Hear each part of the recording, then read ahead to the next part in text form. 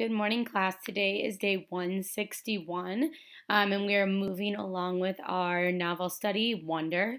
I hope you guys are loving this story. It's my favorite book that I've read with students before, so I really hope that you love it too. So today we're going to be moving on to chapter 16 through 22. Before we get started, I want to go over some notes really quickly. So today for our notes, I have the same thing up here. The purpose of reading this text is to understand what it's like to be different and learn how to be kind to others no matter their differences. So, when given the choice of being right or kind, choose kind. So, just reminding us always to be nice to people and to show them our kindness. So, our vocabulary for today is a precept. We're going to learn a lot about these. This is a rule about really important things. Another word for it could be like a motto, okay? Prehistoric means before history was written down. So when they say something's prehistoric, it's like in the age of the dinosaurs and things like that. A dachshund is a type of dog. It's this little kind of dog. You've probably seen one before. Now, like I mentioned before, Augie is going to make a lot of connections with the book and the movies Star Wars. So a Padawan, this is a Padawan. You'll notice this little braid hanging down in the back. That's important to notice. Boba Fett is this guy, and Darth Sidious is this man right here. So just to give you kind of like a picture to go with the names that he talks about in the story moving forward. All right. So today we are going to be reading our book. So you would start off by typing in your name. So I'm going to type in Mrs. Oops, my internet's not great. Falby. Next. So today we're going to be working on character feelings. So it says right here, character feelings and how they contribute to what happens in the story. Character feelings describe how a character is feeling at a certain time. Character feelings are also called emotions, and they can change often. So the character's feelings can change throughout the book. They can also change just within the chapter because certain things cause our feelings to change just like they do the characters. So the way we identify them is analyzing their thoughts, words, and actions. So our steps. First, we're going to pay attention to the character's thoughts, words, and actions and what happens in the story. So continuing to think about what the events are. Then we're going to ask ourselves, how would this make me feel? Make the inference about how the character is feeling and find our evidence to prove our answers. So I'm going to start reading and then I'll come back to this. You are going to have to fill this out. However, I am going to be doing it with you. So make sure that you're watching the video carefully so that you can get these ones correct because I'm going to do these with you in the video. So there's no reason to get these ones incorrect. So we're going to pick up where we left off. It's at around the room. So if you remember from last week, we left off and it's August, first day of school. So now we're going to pick up where we stopped. And I hope you enjoy the story today.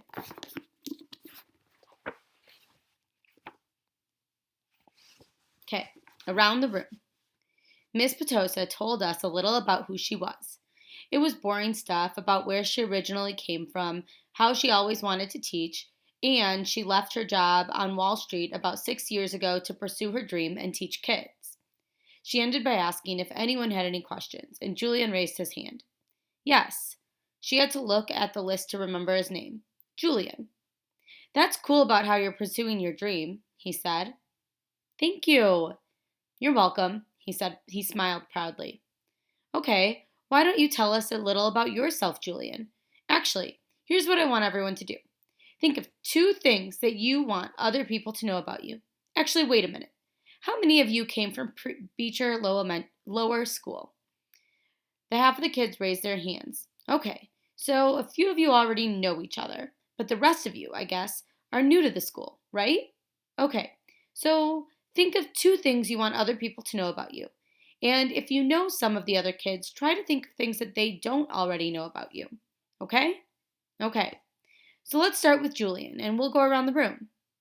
Julian scrunched up his face and started tapping his forehead like he was thinking really hard. Okay, whenever you're ready, Miss Petosa said. Okay, so number 1 is that... Do me a favor and start with your names, okay? Miss Petosa interrupted. It'll help me remember everyone. Okay, So, my name is Julian, and the number one thing I'd tell everyone about myself is that I just got Battleground Mystic for my Wii, and it's totally awesome. And the number two thing is that we got a ping pong table this summer. Very nice. I love ping pong, said Miss Petosa. Does anyone have any questions for Julian? Is Battleground Mystic multiplayer or one player? Said this kid named Miles. Not those kinds of questions, guys, said Miss Petosa. Okay, so how about you? She pointed to Charlotte, probably because her desk was closest to the front. Oh, sure. Charlotte didn't hesitate for even a second. Like she knew exactly what she wanted to say. My name is Charlotte. I have two sisters, and we just got a new puppy named Suki in July. We got her from an animal shelter, and she's so, so cute. That's great, Charlotte. Thank you, said Miss Petosa. Okay, then. Who's next? Lamb to slaughter. Like a lamb to slaughter. Something that you say about someone who goes somewhere calmly, not knowing that something unpleasant is going to happen to them. So I want you to pause for a second. If you remember from earlier in the story, Augie's dad uses this word about Augie, or this phrase. So he says he'll be like a lamb to slaughter if he goes to school. So meaning that someone who goes somewhere calmly, so August going to school calmly, not knowing that something unpleasant is going to happen to them. So he thought that school wouldn't be good for August. So let's keep going.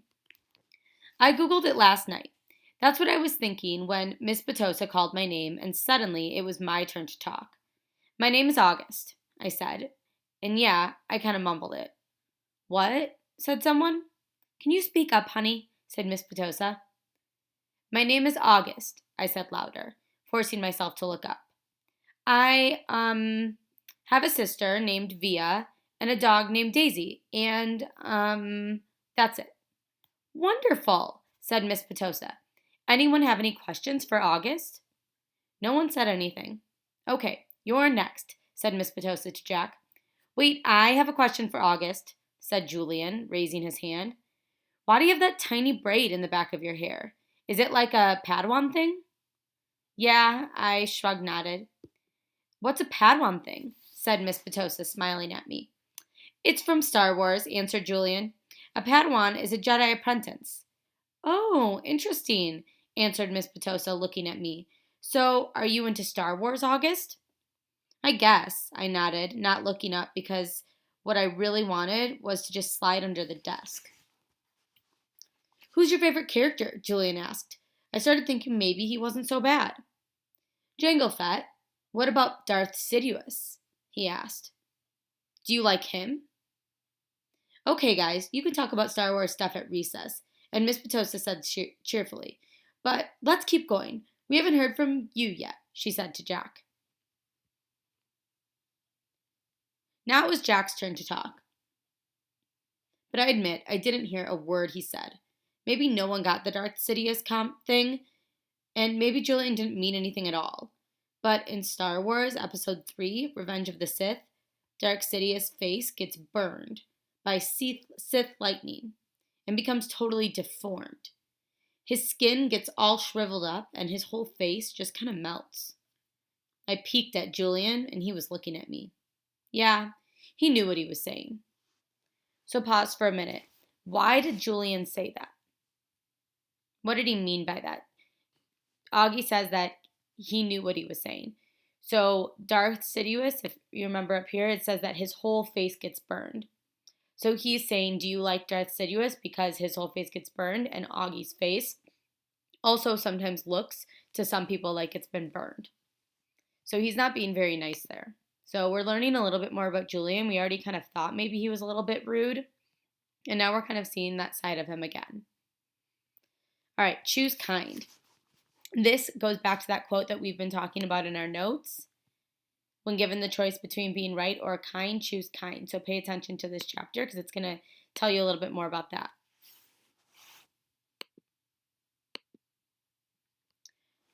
There was a lot of shuffling around when the bell rang, and everybody got up to leave. I checked my schedule, and it said my next class was English, room 321. I didn't stop to see if anyone else from my homeroom was going my way. I just zoomed out of the class and down the hall and sat down as far from the front as possible. The teacher, a really tall man with a yellow beard, was writing on the chalkboard.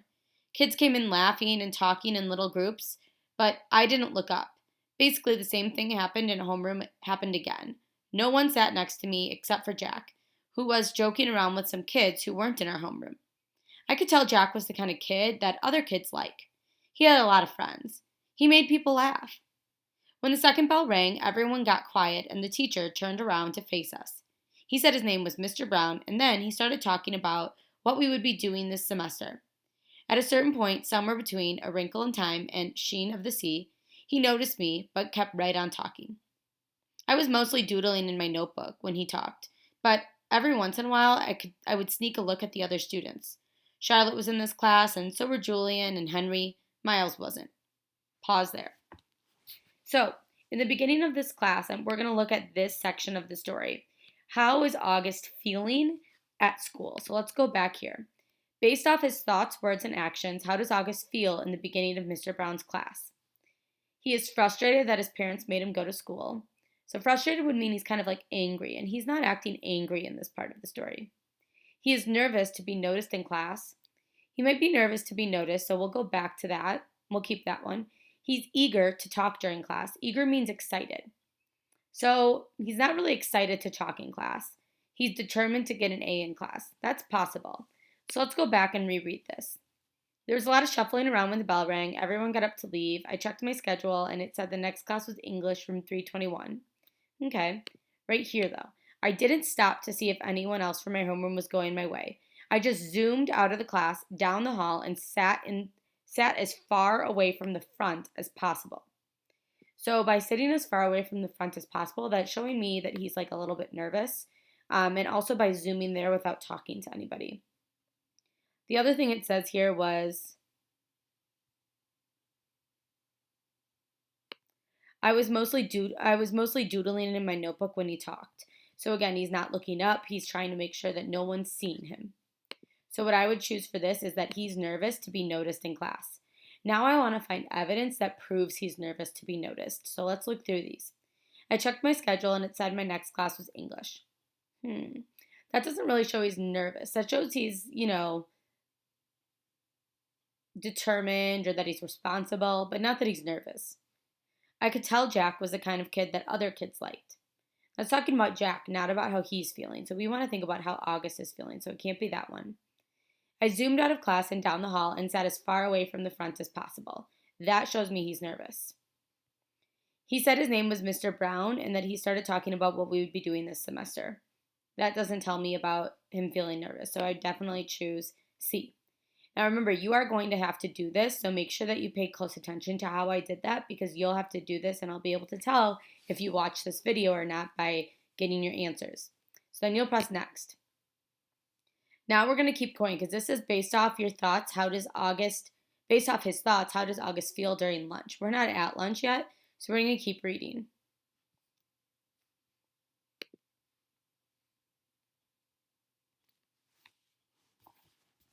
Mr. Brown had written on the chalkboard in big block letters, PRECEPT, exclamation point.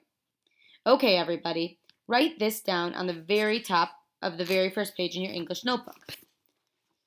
As we did, he told us what to do. He said, okay, so who can tell me what a precept is? Does anyone know? No one raised their hand. Mr. Brown smiled, nodded, and turned around to write on the chalkboard again. Precepts, rules about really important things. Like a motto, someone called out. Like a motto, said Mr. Brown, nodding as he continued writing on the board. Like a famous quote, like a line from a fortune cookie. Any saying or ground rule that can motivate you. Basically, a precept is anything that helps guide us when making decisions about really important things. He wrote all of this on the chalkboard and then turned around and faced us. So what are some really important things? He asked us. A few kids raised their hands, and as they pointed at them, they gave their answers, which he wrote on the chalkboard in really, really sloppy handwriting. Rules, schoolwork, homework. What else? He said as he wrote, not even turning around, just calling things out. He wrote everything everyone called out. Family, parents, pets. One girl called out, the environment. The environment. he wrote on the chalkboard and added, "Our world." "Sharks, because they eat dead things in the ocean," said one of the boys named Reed, and Mr. Brown wrote down, "Sharks." "Bees, seatbelts, recycling, friends." "Okay," said Mr. Brown, writing all those things down. He turned around and when he finished writing to face us again. But no one's named the most important thing of all. We all looked at him, out of ideas. "God?" said one kid, and I could hear that even though Mr. Brown wrote God down, that wasn't the answer that he was looking for. Without saying anything else, he wrote down, "Who we are." "Who we are," he said, underlining each word as he said it. "Who we are. Us, right? What kind of people are we? What kind of person are you? Isn't that the most important thing of all? Isn't that the kind of question we should be asking ourselves all the time? What kind of person am I?" Did anyone happen to notice the plaque next to the door of the school? Anyone read what it says? Anyone? He looked around, but no one knew the answer. "It says, 'Know thyself,'" he said, smiling and nodding. "And learning who you are is what you're here to do." "I thought we were here to learn English," Jack cracked, which made everyone laugh. "Oh, yeah, and that too," Mr. Brown answered, which I thought was very cool of him. He turned around and wrote in big, huge black letters that spread all the way across the chalkboard, "Mr. Brown's September Precept." When given the choice between being right or being kind, choose kind. "Okay, so everybody," he said, facing us again, "I want you to start a brand new section in your notebooks and call it Mr. Brown's Precepts." He kept talking as we did what he was telling us to do. "Put today's date at the top of the first page, and from now on, at the beginning of each month, I'm going to write a new Mr. Brown's precept on the chalkboard, and you're going to write it down in your notebook. And then we're going to discuss the precept and what it means. And at the end of the month, you're going to write an essay about what it means to you. So by the end of the year, you'll all have your own list of precepts to take away with you." Over the summer, I asked all of my students to come up with their very own personal precept, write it on a postcard, and mail it to me, wherever you go on your summer vacation. "People really do that?" said one girl whose name I didn't know. "Oh, yeah," he answered. "People really do that. I've had students send me new precepts years after they've graduated from this school, actually. It's pretty amazing." He paused and stroked his beard. "But anyway, next summer seems like it's a long way off. I know," he joked, which made us laugh. "So everybody relax a little bit while I take attendance. And then, when we're finished with that, I'll start telling you about all the fun things we're going to be doing this year in English." He pointed to Jack when he said this, which was also funny, so we all laughed at that. As I wrote down Mr. Brown's September precept, I suddenly realized that I was going to like school, no matter what. So why do you think Augie now thinks that he's going to like school? What happened? Yeah, he really liked Mr. Brown's class so far, so he's excited to see what school's about. So he's probably somebody who really enjoys learning. All right, so we're moving on to lunch. So now it's lunchtime, and I want you to be thinking in your head what prediction you can make about how is lunch going to go for August. All right, let's get started. Via had warned me about lunch in middle school, so I guess I should have known it would be hard. I just hadn't expected it to be this hard. Basically, all the kids from the 5th grade classes poured into the cafeteria at the same time, talking loudly and bumping into one another while they ran to different tables. One of the lunchroom teachers said something about no seat saving allowed, but I didn't know what she meant, and maybe no one else did either, because just about everybody was saving seats for their friends. I tried to sit down at one table, but the kid in the next chair said, "Oh, sorry, but somebody else is sitting here." So I moved to an empty table and just waited for everyone to finish stampeding the lunchroom and the lunchroom teacher to tell us what to do next. As she started telling us the cafeteria rules, I looked around to see where Jack Will was sitting, but I didn't see him on my side of the room. Kids were still coming in as teachers were calling the first few tables to get their trays and stand in line at the counter. Julian, Henry, Miles were sitting at the table toward the back of the room. Mom had packed me a cheese sandwich, graham crackers, and a juice box, so I didn't need to stand in line when my table was called. Instead, I just concentrated on opening my backpack, pulling out my lunch bag, and slowly opening the aluminum foil wrapping of my sandwich. I could tell I was being stared at without even looking up. I knew that people were nudging each other, watching me out of the corner of their eyes. I thought I was used to those kinds of stares by now, but I guess I wasn't. There was one table of girls that I knew were whispering about me because they were talking behind their hands. Their eyes and whispers kept bouncing over to me. I hate the way I eat. I know how weird it looks. I had surgery to fix my cleft palate when I was a baby, and then a second cleft surgery when I was 4. But I still have a hole in the roof of my mouth. And even though I had jaw alignment surgery a few years ago, I have to chew food in the front of my mouth. I didn't even realize how this looked until I was at a birthday party once. And one of the kids told the mom of the birthday boy that he didn't want to sit next to me because I was too messy with all of the food crumbs shooting out of my mouth. I know the kid wasn't trying to be mean, but he got into big trouble later, and his mom called my mom that night to apologize. When I got home from the party, I went to the bathroom mirror and started eating a saltine cracker to see what I looked like when I was chewing. The kid was right. I eat like a tortoise. If you've ever seen a tortoise eating, like some prehistoric swamp thing. Summer table. Hey, is this seat taken? I looked up. The girl I'd never saw before was standing across from my table with a lunch tray full of food. She had long, wavy brown hair and wore a brown t-shirt and a purple peace sign on it. No, I said.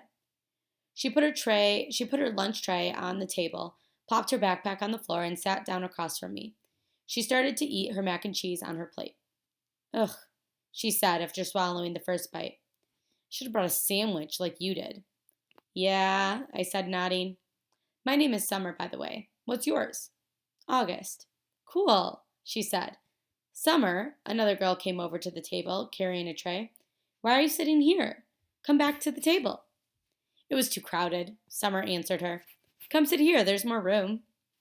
The other girl looked confused for a second. I realized she'd been one of the girls I had caught looking at me just a few minutes earlier, hand cupped over her mouth, whispering. I guess Summer had been one of the girls at that table, too. Never mind, said the girl, leaving. Summer looked at me, shrugged, smiled, and took another bite of her mac and cheese. Hey, our names kind of match, she said as she chewed. I guess she could tell I didn't know what she meant. Summer, August, she said, smiling, her eyes open wide, and she waited for me to get it. Oh, yeah, I said after a second. We can make this the summer-only lunch table, she said. Only kids with summer names can sit here. Let's see if anyone here named June or July. There's Maya, I said. Technically, May is spring, Summer answered. But if she wanted to sit here, we could make an exception, she said as if she actually thought the whole thing through. There's Julian. That's like the name Julia, which comes from July. I didn't say anything. There's a kid named Reed in my English class, I said. Yeah, I know Reed, but how does Reed a summer name? She asked. I don't know, I shrugged. I just picture like a reed of grass being a summer thing. Yeah, okay, she nodded, pulling out her notebook. And Miss Petosa could sit here, too. That kind of sounds like the word petal, which I think I think of as a summer thing, too. I have her for homeroom, I said. I have her for math, she answered, making a face. She started writing a list of names on the second to last page of her notebook. So, who else? She said. By the end of lunch, we had come up with a whole list of names of kids and teachers who could sit at our table if they wanted to. Most of the names weren't actually summer names, but they were names that had some kind of connection to summer. I even found a way of making Jack Will's name work by pointing out that you could turn his name into a sentence about summer, like, Jack will go to the beach, which Summer agreed worked fine. But if someone doesn't have a summer name and wants to sit with us, she said very seriously, we'll still let them. If they're nice, okay? Okay, I nodded, even if it's a winter name. Cool beans, she answered, giving me a thumbs up. Summer looked like her name. She had a tan and her eyes were green like a leaf. 1 to 10. Mom always had this habit of asking me how something felt on a scale of 1 to 10.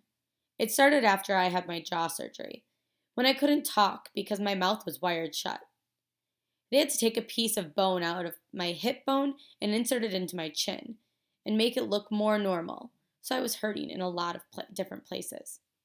Mom would point to one of my bandages and would hold up my finger and show her how much it was hurting. 1 meant a little bit, and 10 meant so much. Then she would tell the doctor when he made his rounds what needed adjusting or things like that. Mom got very good at reading my mind sometimes.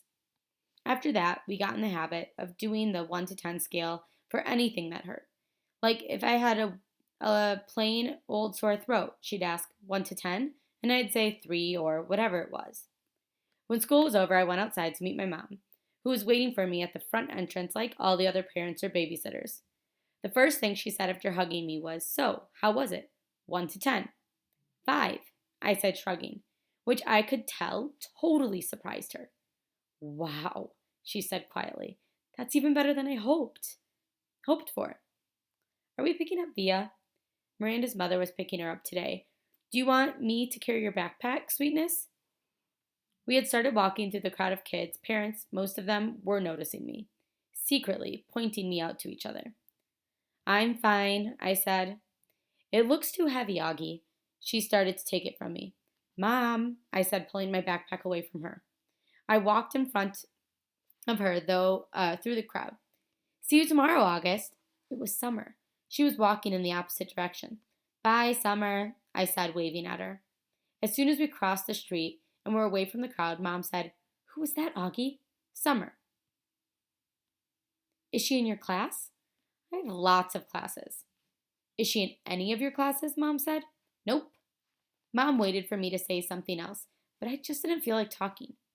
"So it went okay?" said Mom. I could tell she had a million questions and she wanted to ask me.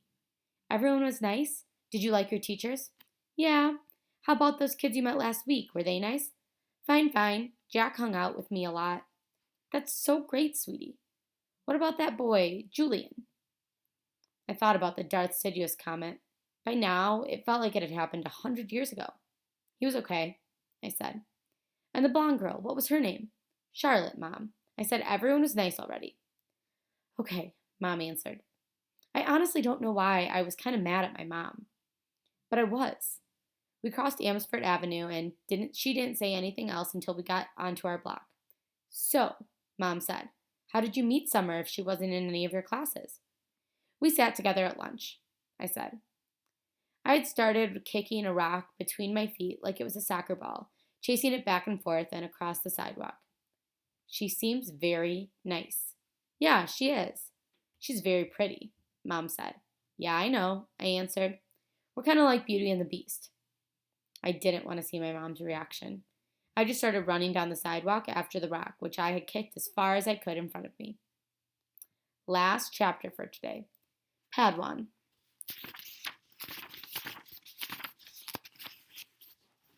That night, I cut off the little braid in the back of my head. Dad noticed first. "Oh, good," he said. I never liked that thing. Via couldn't believe that I had cut it off. "That took you years to grow," she said, almost like she was angry. "Why did you cut it off?" "I don't know," I answered. "Did someone make fun of it?"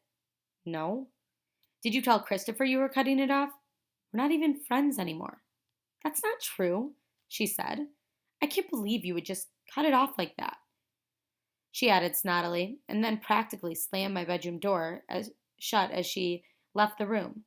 I was snuggling with Daisy on my bed when Dad came to tuck me in. He scooched Daisy over gently and lay down next to me on the blanket. "So, Augie Doggy," he said, "it really was an okay day?" He got that from an old cartoon about a Dachshund named Augie. Doggy, by the way. He had bought it for me on eBay when I was about 4, and we watched it a lot for a while, especially in the hospital. He would call me Augie Doggy, and I would call him Dear Old Dad, like the puppy called the Dachshund Dad on the show. "Yeah, it was totally okay," I said, nodding. You've been so quiet all night long. I guess I'm tired. It was a long day, huh? I nodded. But it really was okay. I nodded again. He didn't say anything, so after a few seconds I said, it was better than okay, actually. That's great to hear, Augie, he said quietly, kissing my forehead. So it looks like it was a good call Mom made, you going to school.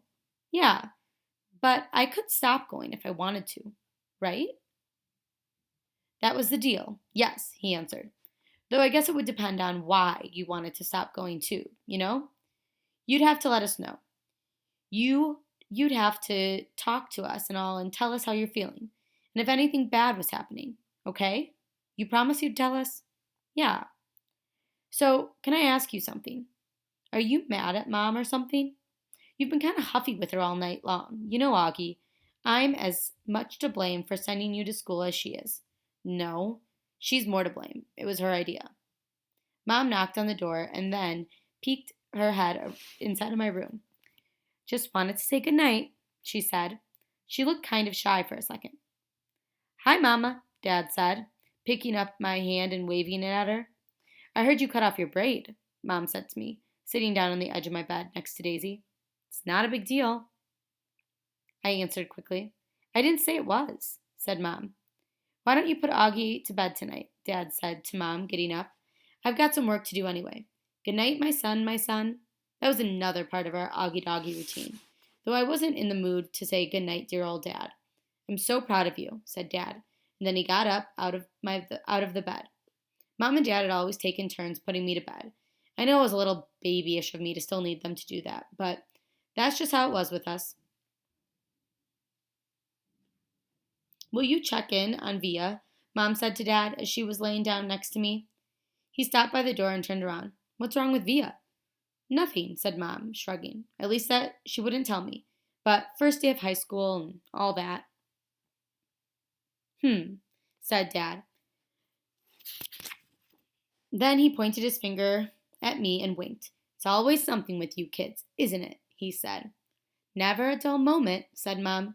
Never a dull moment, Dad repeated. Good night, guys.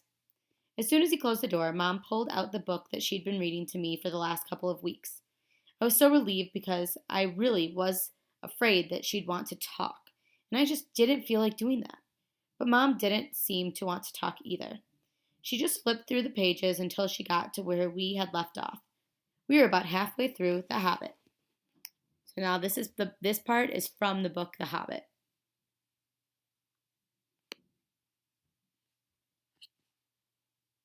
So I'm going to put it in italics. Stop, stop, shouted Thorin, said Mom, reading aloud. But it was too late. The excited dwarves had wasted their last arrows, and now the bows and the Baron had given them were useless.